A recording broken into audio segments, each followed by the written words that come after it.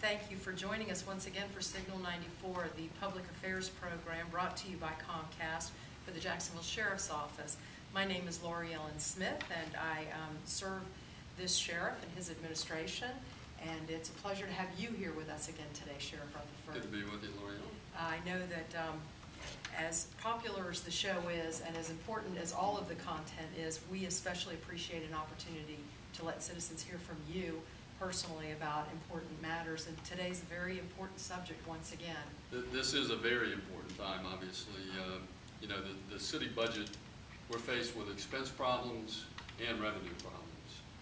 And to help on the expense side of the ledger, working with the mayor and his staff, and I met several times, as you know, with the mayor personally, and we went through and we found $22 million in cuts or additional revenue or savings that we could offer up to try and fill that hole that was created by an almost $27 million increase in pension costs this year. And so in those cuts is 319 positions, and they run from the top of the organization to the bottom of the organization. I mean, for example, we're cutting the Chief of Continuous Improvement, Chief of Community Affairs, the Assistant Chief at the Academy, the Assistant Chief of Community Affairs, several lieutenants' positions, 4 corrections lieutenants, 10 corrections sergeants, a couple civilian corrections supervisors, program supervisors. So these cuts are all through the organizational chain of command. And we will see 74 police positions cut, an additional 91 correctional officer positions cut, and then a total of 154 civilian positions cut. Included in that 154 are, of course, the entire community service officer program. And we are closing one of our jails. As you know, we have 3 correctional facilities. One is CTC, the Community Transition Center, which is on Washington Street, which houses one of our it's a 300-bed facility which houses one of our most effective recidivism reduction tools, and that is our in-jail secure drug treatment program that is currently run by River Region Human Services. And it's a nationally recognized model, but we're going to have to close that. I can no longer afford that with these types of cuts. Sheriff, when you talk about $22 million, which for most of us is just an unfathomable amount of money, you're talking about a significant amount of the overall Jacksonville Sheriff's Office budget, which our viewers may not know what that encompasses, and that there are a lot of expenses in that budget for which you have no control, and that you really actually control a very small percentage of it. So if you would, give the viewers some frame of reference on what $22 million is really. Yeah, look, the budget is mainly personnel and benefits, obviously. That's about 85% of the budget. There's about another 10% to 12% that is internal costs that we can control a little bit, but not completely, like fleet services, IT, those sorts of things. And then what we can completely control is about 3 to 5%.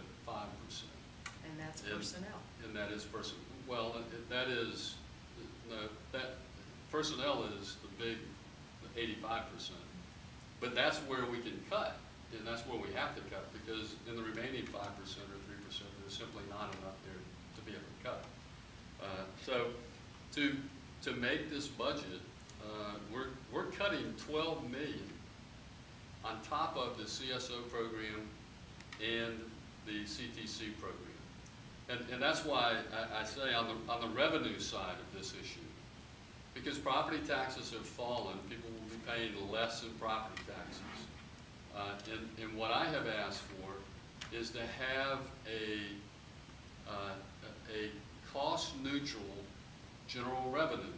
In other words, if you paid $1,000 last year, you pay $1,000 this year. I don't want one dime more from the taxpayer. I just want the revenue to be exactly the same.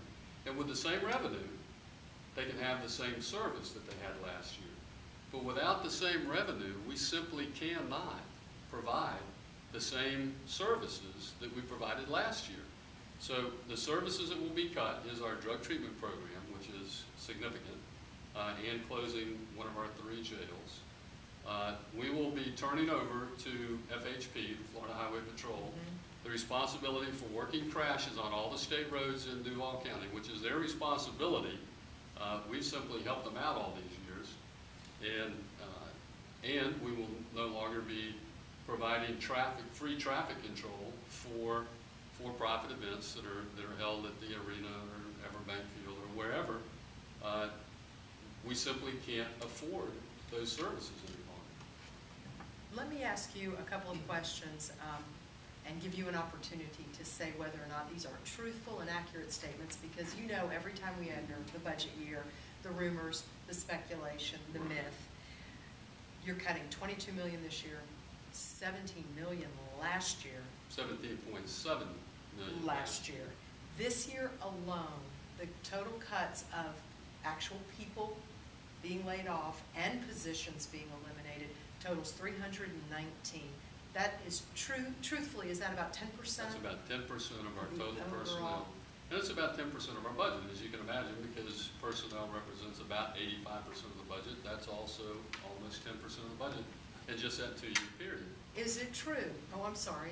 Well, that is true. In fact, the number is this year, and if you want to look at, it's 319 positions in 2 years, right. but also in 2 years, 204 people are literally being laid off. They're losing their job. Now, one reason that number is not higher is because I knew last year going into this year that there were going to be budget issues, and so we carried a lot of vacancies. I haven't hired anyone knowing that this financial crisis was looming over the new actuarial for the pension. We knew that was coming. So in preparation for that, when we've had these vacancies come up, we have not filled them. Right. And that's why a large number of these 319 are vacant now. Thank goodness we were able to do that. But 130 we were not able to get rid of through attrition. And those officers will actually be laid off. And that is 72 civilians, 63 of which will be community service officers, those men and women in bright green uniforms, and then 58 correctional officers when we close one of our jail facilities. Now, last year, you laid off. We laid off 74 police officers last year. Right. That's why I made the commitment this year. That there wouldn't be any We'd already police. cut the police. We can't cut the police anymore. Right. That would impact tremendously on public safety.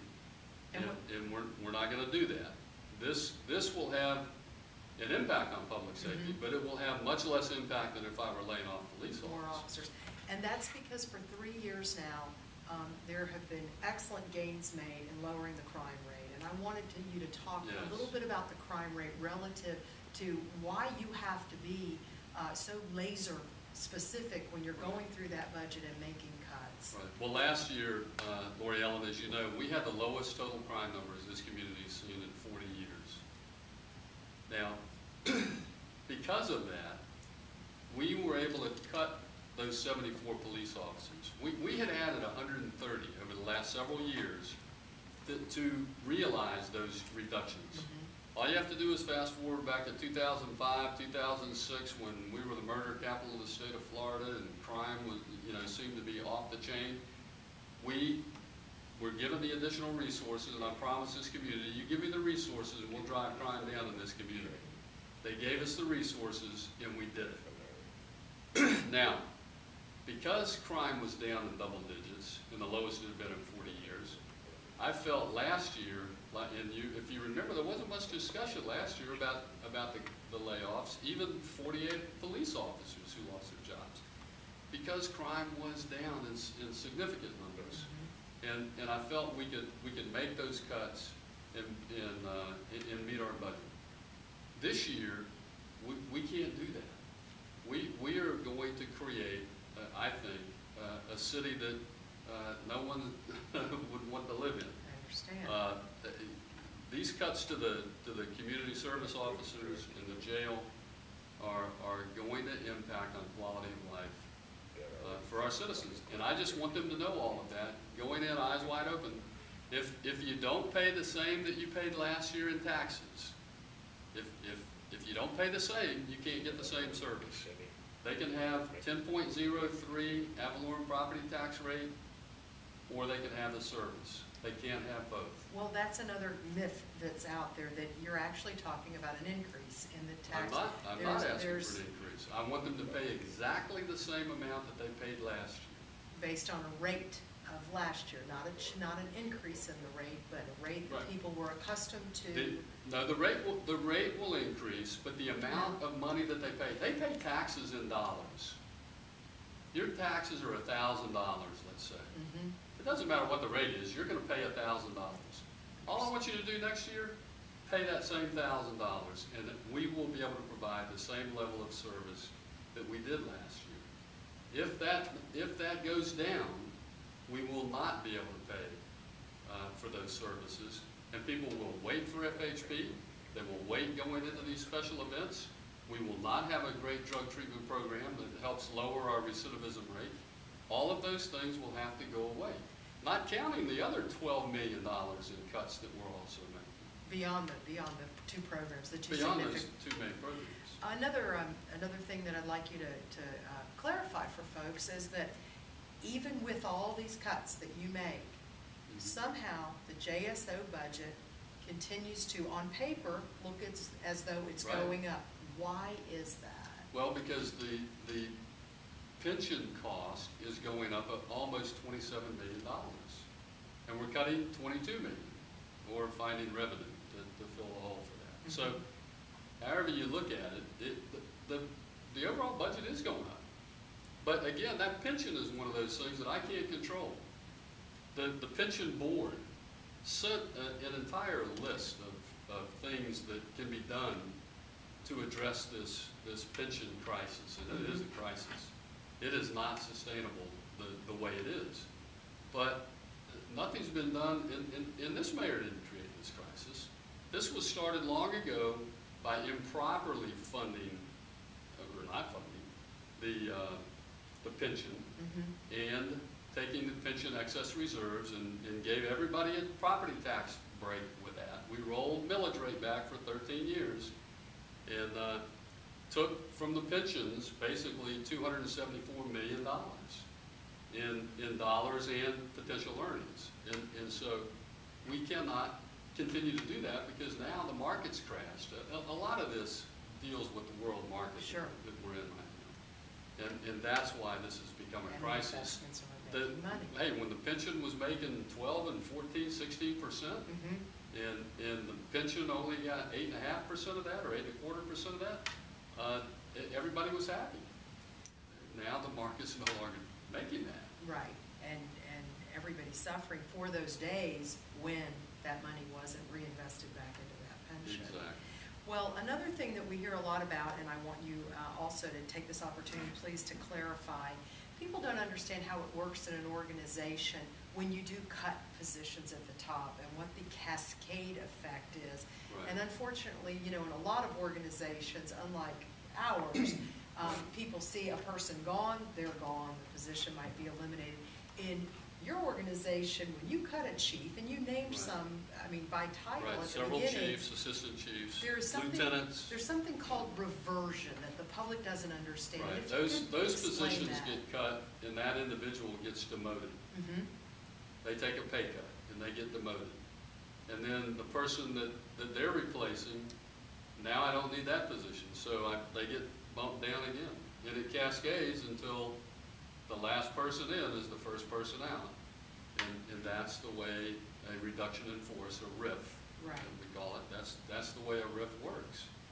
And these reversion opportunities exist because people have served the community for so Right. many years, Right. and they have that right That's to correct. revert. Well, speaking But of, I want Good. to make sure people understand this. Look, what we're doing here matters, and it matters a lot. It matters a lot to the future of this community. And I see us going the way of Detroit. If you go back to the 1990s and look at the Blueprint for Prosperity report that said from 1990 to 2000, the number of people that work in Duval County but are choosing to live outside Duval County went up 45%. Our tax base is moving out. Now, if we had those 45% back in our community paying taxes, we'd be in great shape. But the problem is, you can bring business to Jacksonville, but you give that business a tax break to come here, and then the employees all live in St. Johns County, in Clay County. That doesn't help our tax base. And so we've got to stop this exodus of our tax base moving out of this community. And know this, Lori Ellen, these people are not moving out for lower taxes. We've got the lowest taxes, some of the lowest ad valorem property taxes in the state, in the major counties. They're moving out for quality of life. They want their families to be safe in their neighborhoods. They don't want their children dying in the carnage on our streets. And they want their children to go to school to be educated, not beat up and bullied. And they're moving out for that quality of life, paying more taxes for it. And doing it willingly. And doing it willingly. They are, I think as people say, voting with their feet on the quality of life that they want to have. And they're moving out. And we have to stop that slide, or this city's going to implode just like Detroit did. Well, you've raised a lot of important points, and one thing I want to also ask you to explain to viewers, you've been very careful, if you will, or thorough in your comments publicly about how there is no blame to be laid at the feet of any one individual in this situation, and certainly not at the feet of the men and women of the Jacksonville Sheriff's Office. Right. These hardworking individuals that go out every day and serve this community honorably. And I would like you to repeat that message on this show, if you would, please, Sheriff. Sure. Look, this pension crisis, and this whole thing is being driven by the pension. This pension crisis began 15, 16, 20 years ago, when we started rolling back the millage rate in this community and paying for it with the excess pension reserves. And now the reserves are gone, and the pension market that was making all of those millions of dollars is now gone. And so you have this perfect storm. And now we have an actuarial that says you're not going to make as much, so the city has to put in more. And that's where this, just for my portion of the budget, a $27 million increase. Mayor Brown didn't create this. This city council didn't create this.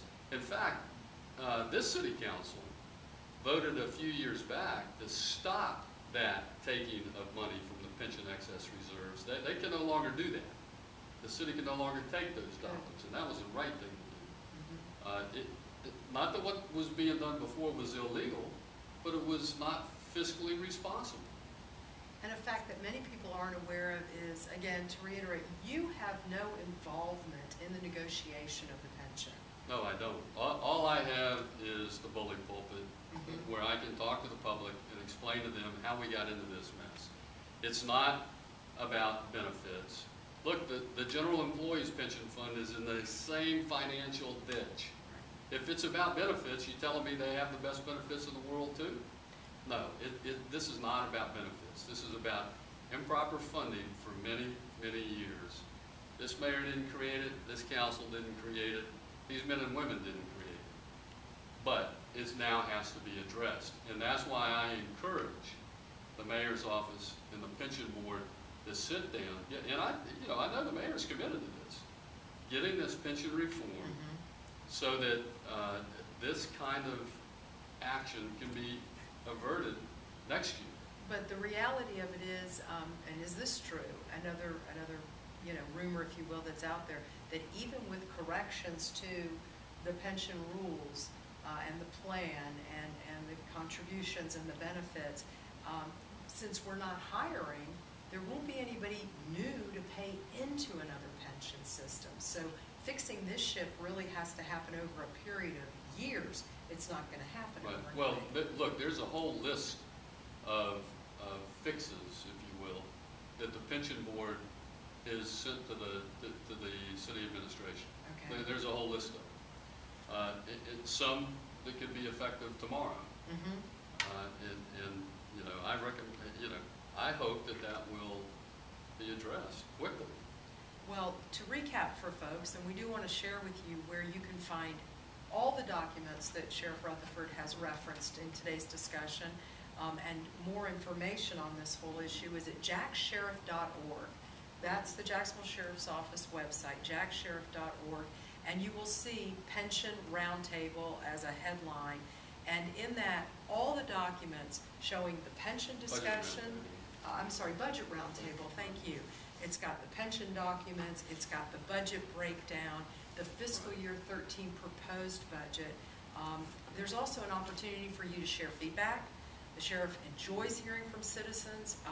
He responds to that input, and anything you want our viewers to know about how to get in touch with you. Yeah, let me say this directly to the public.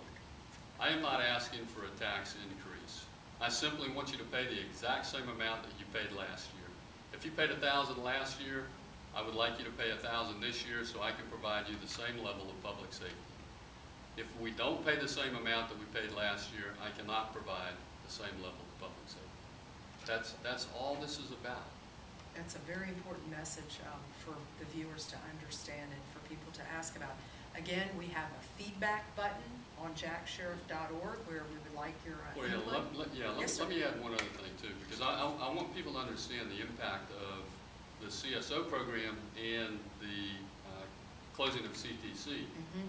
Those two programs together, which are going to have, I think, the biggest impact on the public, we could save those for $10 million. Both of those programs are worth about $10 million in cuts. If they did the roll-up, or roll back, as they call it, is so that people pay the same that they paid last year, that will generate somewhere between $22, $24 million. I need $10 million of that to keep these two programs alive. Mm-hmm. That's 0.4 in the millage rate. 0.4. It's less than 0.5%. And it's really for the council and the public to decide what level of service they would like to have. Well, that was going to be, one of our wrap-up messages. You would encourage folks to reach out to their city council members and let them know that they don't mind paying the same amount of taxes as they paid last year. Paid $1,000 last year, pay $1,000 this year. And that's a message that you would like people to carry to their council members and the mayor's office. Right. And to let them know that public safety does matter to them tremendously in Jacksonville. Well, I want to once again thank everyone for joining us today, and again, thank you, Sheriff Rutherford, for sharing this important message. We know it's a very nuanced and complex discussion. That's why we encourage citizens to go to our website, read more about it, look at the documents. Obviously, an informed public is one that can move mountains. Absolutely. And that's what we're hoping for. So again, thank you for joining us. Thank you to Comcast for the opportunity to present Signal 94, and thank you, Sheriff Rutherford, for being here.